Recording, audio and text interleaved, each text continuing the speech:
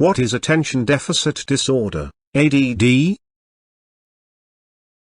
A colleague of mine at work has a grandson diagnosed with child attention deficit disorder. When I talked to her about it, I wondered how you could tell whether it was ADD or just difficult or slow. It is particularly difficult to tell with boys up to the age of about 16. Where do you draw the line? My own grandmother was a primary school head teacher for many years, and she used to say that boys did not develop intellectually as quickly as girls. My interest raised, I decided to investigate further. It appears that there are 3 stages in normal development. The first stage can be seen in babies when they become focused on one thing for a period of time and ignore everything else. A child whose development stops at this stage might have a tendency towards autism. The second stage is when a toddler is constantly finding different things of interest but never able to concentrate on one thing for very long. A child who is stuck at this stage of development might be diagnosed as having attention deficit disorder. It seems that at the third stage, a child develops the ability to focus their interest for longer periods and to shift their attention at will. This is considered to be a mature pattern of attention and concentration and is the level required to be successful in the classroom. However,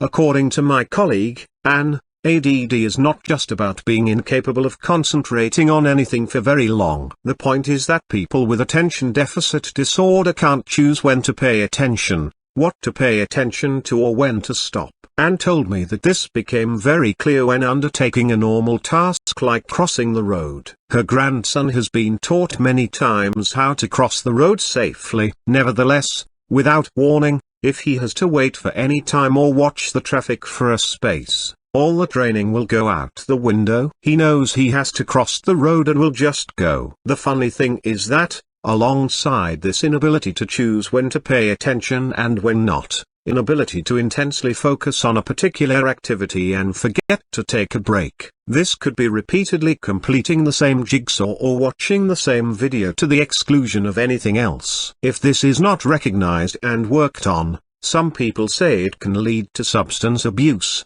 overeating, and compulsive behavior later on. A variation on ADD is ADHD, or attention deficit hyperactivity disorder. People with this are often described as unable to relax or are constantly on the go, to the extent that even when sitting down, they might constantly be fiddling or squirming in the chair. For parents, this can be a nightmare as the child requires very little sleep and there is no break from all the restless activity. So what help is there? Is there a cure? Is it something that a child can grow out of? The answer to the last question is no. ADD and ADHD is a physical dysfunction of the brain. It does tend to run in families, but it is not due to bad parenting or poor discipline. Attention deficit disorder and treatment. Children can receive medication and therapy that helps to overcome the disorder, if it is diagnosed early enough. The problem is diagnosing the extent to which someone requires help,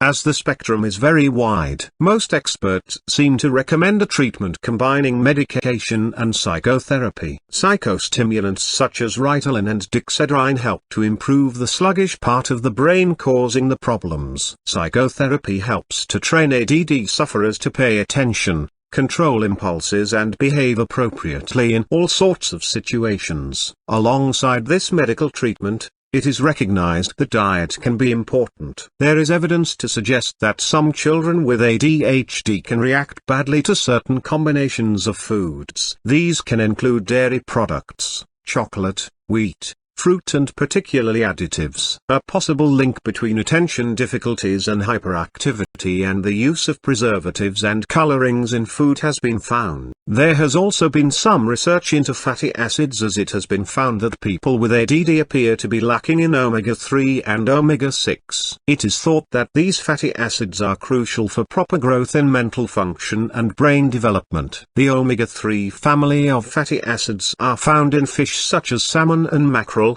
as well as flax oil. Omega-6 is found in corn, sunflower, canola and safflower oil, margarine and vegetable oil. Even though none of the evidence is conclusive, parents may wish to try a change in diet to see if it helps. To finish, It was interesting to note that on several websites some famously successful people exhibited behaviors that now lead experts to believe that they had ADD. These include people like Beethoven, Mozart, Einstein and Pasteur.